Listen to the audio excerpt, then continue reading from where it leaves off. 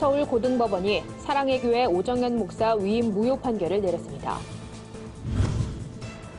올해도 연탄 가격이 19%가량 올라 소외이웃들과 복지단체의 시름이 깊어지고 있습니다. 이들의 목소리를 들어봤습니다. 최근 일부 극단적 보수단체들이 여의도 순복음교회 이영훈 목사에 대한 근거 없는 가짜뉴스를 유포한 데 대해 교회가 입장을 밝혔습니다. 오늘 뉴스리포트에선 정부가 저출산 문제 해결을 위해 내놓은 출산 장려금에 대한 시민들의 의견을 들어봅니다.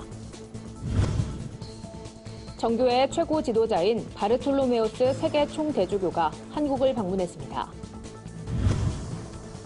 대한민국 국회조찬기도회가 송년 감사 예배를 드리고 성탄트리에 불을 밝혔습니다. 안녕하십니까. 구티비 뉴스입니다. 사랑의 교회 오정현 목사의 위임이 무효란 판결이 나왔습니다. 서울고등법원은 5일 이같이 판결하고 오 목사가 사랑의 교회 담임 목사와 당회장, 위임 목사 직무를 집행해선 안 된다고 밝혔습니다. 해당 소송은 지난 2015년 6월 사랑의 교회 갱신위원회가 제기했습니다. 이후 진행된 1심과 2심 선고에선 오정현 목사가 모두 승소했습니다. 하지만 지난 4월 대법원이 이 사건을 고등법원으로 파기환송하면서 새로운 국면을 맞았습니다. 서울고등법원은 오정현 목사는 예장합동 헌법이 정한 목사의 요건을 갖추지 못했다고 판시했습니다.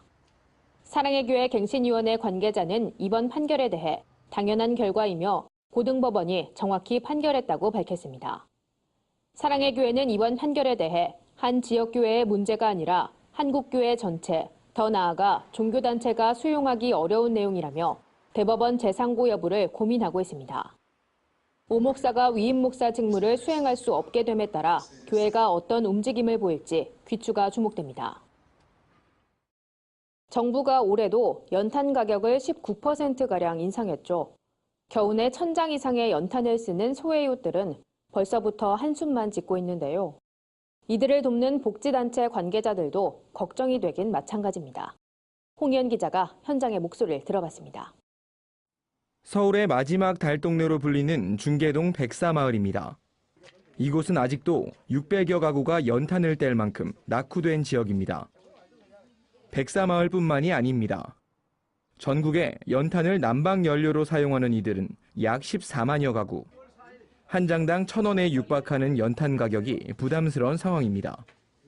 한숨 소리는 주민들에게서만 들리는 게 아닙니다.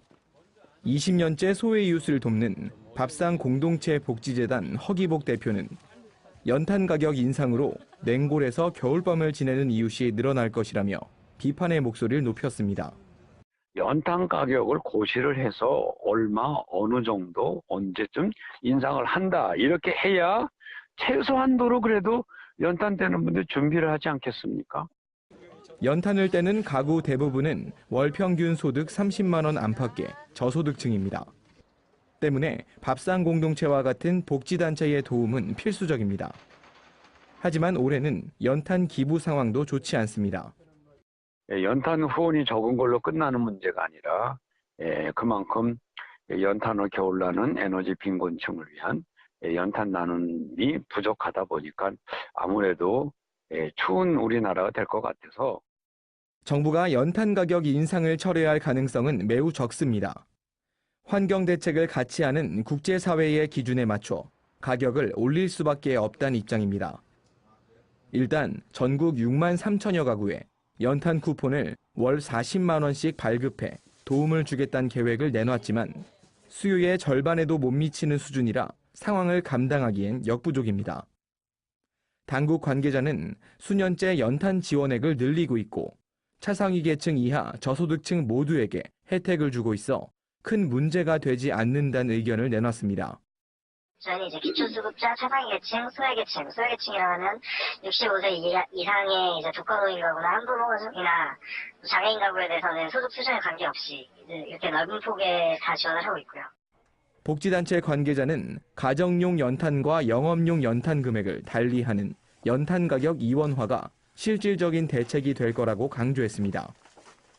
예년보다 빨리 찾아온 올겨울 한파. 소외이웃들은 오늘도 야속한 추위와 함께 하루를 보내고 있습니다. 구티비 뉴스 홍우연입니다. 일부 극단적 보수단체들이 여의도 순복음교회 이영훈 목사와 관련 악의적인 가짜뉴스를 유포한 데 대해 교회가 사실 무근이라며 논란을 일축했습니다. 교회에 따르면 최근 캐나다에 거주하는 K 목사가 이영훈 목사의 한 인터뷰 기사를 악의적으로 왜곡하고 이 목사를 좌파로 몰아가는 영상을 유튜브에 올린 것으로 알려졌습니다. 교회는 이 영상을 본 일부 극단적 보수단체들이 가짜뉴스를 만들어 명예를 훼손하고 교회를 분열시키려 한다고 전했습니다. 이 목사는 인터뷰에서 김정은 국무위원장이 방한할 경우 문재인 대통령이 북한에서 환영받았으니 우리도 환영하는 게 맞다고 언급한 바 있습니다.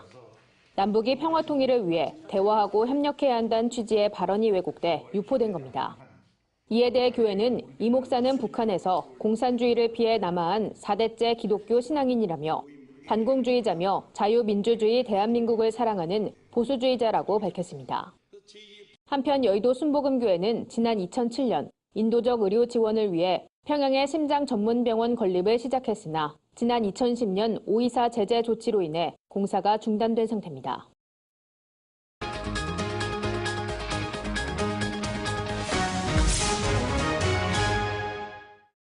뉴스리포트입니다.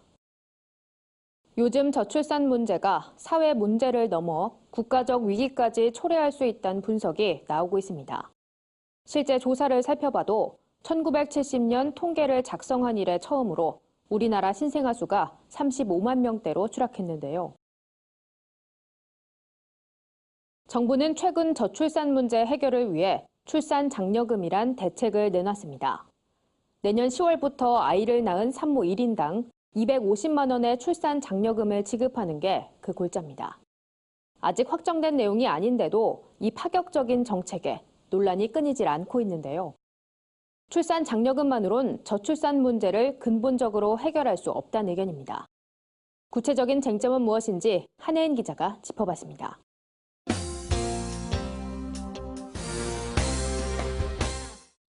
두 아이의 엄마인 김수인 씨. 첫째가 어린이집에 다니기 시작했지만 둘째가 있다 보니 하루 온종일 아이들과 시간을 보내는 것이 일상이 됐습니다.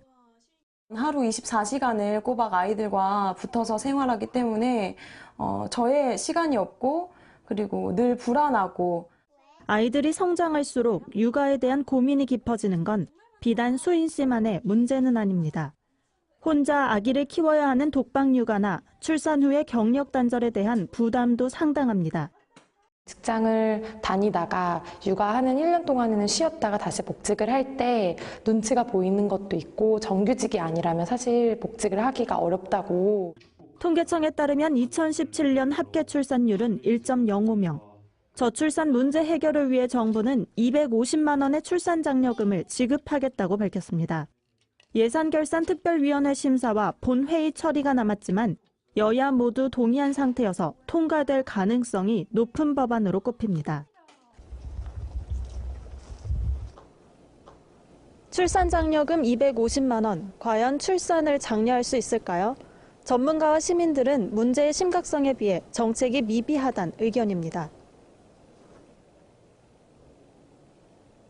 아기를 낳고 조리원에 들어가면 조리원 비용이 지금 거의 300만 원에서 500만 원 돈 사이인데 조리원 비용도 충당이 안 되는 금액이고 일단 낳기 시작하면 이 아이를 키울 때까지 비용이 너무 어마어마한데 첫 스타트만 250만 원으로 아이를 생각하기에는 어렵죠.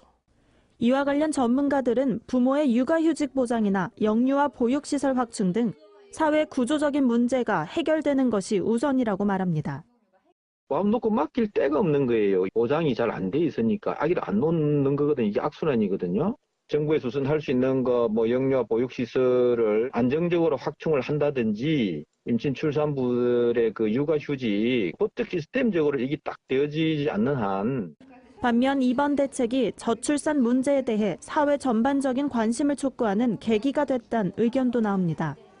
사회 구성원들이 아기 엄마들의 육아 부담을 덜어주고 함께 육아를 책임지기 위해 노력해야 한다는 겁니다. 부모가 육아를 책임지기에는 너무나 벅차고 또 한계를 벗어나는 그런 시대에 와 있지 않습니까? 그러니까 물론 정부에서도 최선을 다해야 되겠지만 우리가 적극적으로 협력하고 출산장려금 250만 원. 시민들의 말처럼 가계의 일시적인 도움이 될 수는 있겠지만 출산 장려를 위해선 보다 장기적이고 체계적인 대책 마련이 필요해 보입니다. 구티비 뉴스 한혜인입니다. 정교회 바르톨로메오스 세계 총대주교가 서울 성 니콜라스 대성당 건축 50주년을 기념해 한국을 찾았습니다. 이번이 벌써 4번째 방한인데요. 현장에 여선아 기자가 다녀왔습니다. 가톨릭 교회에 교황이 있다면 동방 정교회엔 세계 총대주교가 있습니다. 전 세계 정교회 신자들의 최고 지도자인 바르톨로메우스 세계 총대주교가 한국을 방한해 성 니콜라스 축일 대만과 성찬 예배를 드렸습니다. 대만과 예배는 정교회 축일 때 드리는 저녁 예배입니다. Με βαθύτατη συγκίνηση λοιπόν επισκεφθόμεθα την ιεραποστολική αυτήν Μητρόπολη της Κορέας, επικοινωνούντες πατρικώς μετά του Ορθοδόξου πληρώματος αυτής, χαιρόμεθα δε χαρά μεγάλη, διότι θεωρούμεν αυτήν καρπόν της ταπεινής μας πατριαρχικής πορείας εφόσον 동방정교회는 그리스도교의 3대 분파 중 하나로 기독교 역사상 가장 오래된 교회입니다. 이 정교회는 초대교회 전통에 충실하며 로마 가톨릭과 주요 교리는 거의 같지만 성상 숭배 등의 차이가 있습니다. 또 정교회는 세계교회협의회에 가입되어 있으며 한국기독교교회협의회에도 가입되어 있습니다. 한반도 평화와 통일에 각별한 관심을 보인 세계 총대주교는 이날 성찬 예배를 통해 한반도 통일을 위해 기도했습니다. Όσων οδήγησε και περισκέψει στην ευλογημένη αυτήν χώρα της Κορέας, χώρα χυμαζωμένη υποπειρασμών, διαιρέσεων και καταιγίδων μεριστικών του παρελθόν. 한편 세계 총대주교는 문재인 대통령 면담 등 8일까지 공식 일정을 소화한 뒤 터키로 돌아갈 예정입니다. 구티비 뉴스 여선아입니다. 대한민국 국회조찬 기도회가 한 해를 마무리하는 감사 예배를 드리고 국회 앞 성탄트리에 불을 밝혔습니다. 이날 말씀을 전한 이영훈 목사는 성탄의 기쁜 소식은 하나님께는 영광, 우리에게는 평화라며 우리에게 먼저 전해진 이 기쁜 소식이 북녘 땅에 있는 2,500만 주민들에게 전해지길 바란다고 밝혔습니다. 이날 참석한 크리스천 국회의원들은 빛의 소명을 다한 한 해였는지 되돌아본다며 1년간 주님이 베풀어 주신 은혜에 감사드린다고 한마음으로 기도했습니다. 예배에선 국회 환경미화원들에게 쌀을 전달하는 시간도 마련됐습니다. 의원들은 예배 후 자리를 옮겨 국회 앞 성탄트리에 불을 밝히고 아기 예수의 탄생을 함께 축하했습니다. 행사를 주최한 김진표 의원은 성탄트리의 빛처럼 온누리의 따뜻한 하나님 사랑의 빛이 퍼져나가길 바란다며 기독 국회의원들이 이웃에게 사랑을 나누고 화합하는 데 앞장서자고 전했습니다.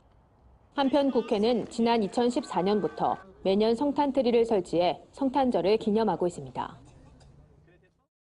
오늘의 사회 이슈를 오현근 기자가 종합해드립니다. 오늘의 이슈 포커스입니다. 김정은 북한 국무위원장의 서울 답방이 가시권에 들어오면서 김 위원장을 맞이하기 위한 청와대의 준비 작업에 관심이 집중되고 있습니다. 문재인 대통령과 트럼프 미국 대통령이 김 위원장의 답방 필요성에 공감하면서 김 위원장의 서울 답방은 사실상 시간 문제란 분위기입니다. 다만 정확한 답방 날짜는 김 위원장의 최종 결단에 달려있다면서도 연내 답방을 희망하는 청와대는 일정과 숙소 등 이를 대비한 다양한 시나리오를 검토하고 있는 것으로 알려지고 있습니다. 수출이 사상 최대 기록을 세우면서 우리나라의 10월 경상수지가 역대 최장기간인 80개월 연속 흑자 행진했습니다. 한국은행이 발표한 2018년 10월 국제수지를 보면 10월 경상수지는 91억 9천만 달러 흑자를 냈습니다. 경상수지의 흑자는 상품수지에 영향이 큰 것으로 나타났습니다. 그동안 구체적인 근거 없이 주먹구구식으로 설정되어 온 건설공사 기간의 산정 기준이 마련돼 건설 현장 근로자의 노동권이 한층 보호될 전망입니다. 지금까지 발주처가 공사 입찰을 하면서 공사 기간을 제시할 때 구체적인 기준이 없어 짧은 공기로 인한 사고가 문제로 지적돼 왔습니다. 이에 정부는 우선 공공공사 현장에서라도 공기를 설정하는 구체적인 기준을 마련하겠다고 밝혔습니다. 구티비 뉴스 오현근입니다. 주요 단신입니다. 한국기독교군선교연합회가 오는 22일 육군훈련소 연무대 군인교회 새 예배당 봉헌 예배를 드립니다. 새 예배당은 대지 약 1만 5천 평, 건물 2,300평 규모의 반원 스타디움형 건물입니다. 군선교연합회는 2차 진중세례운동이 육군훈련소에서 시작됐듯이 새 예배당을 통해 청년 전도의 문이 다시 열리길 바란다고 전했습니다. 크리스천 예술가 모임 아트미션이 창립 20주년을 기념해 전시회를 진행 중입니다. 소망, 기억하다란 주제로 지난 5일부터 인사동 관훈갤러리에서 진행 중인 전시회에선 아트미션 소속 회원들의 작품 60여 점을 만날 수 있습니다. 전시는 10일까지입니다. 한국기독교 시각장애인 연합회가 오는 9일 치유하는 교회에서 성탄 축하 연합 예배를 드립니다. 이번 예배에선 연합회 회장인 박흥윤 목사가 말씀을 전하며 시각장애인 재활과 쉼터 마련을 위한 153 운동을 소개하는 시간도 마련됩니다. 아침을 여는 사랑이야기 미니스트리가 필리핀 바세코 지역 아이들을 돕기 위한 특별한 콘서트를 엽니다. 콘서트 수익금은 쓰레기 더미 위에 사는 바세코 지역 아이들의 교육과 따뜻한 한 끼를 지원하는 데 사용될 예정입니다. 콘서트는 오는 29일 홍대 롤링홀에서 열립니다. 이상으로 뉴스를 마칩니다. 구티비 뉴스는 인터넷 신문 데일리 굿뉴스를 통해서도 보실 수 있습니다. 시청해주신 여러분 고맙습니다.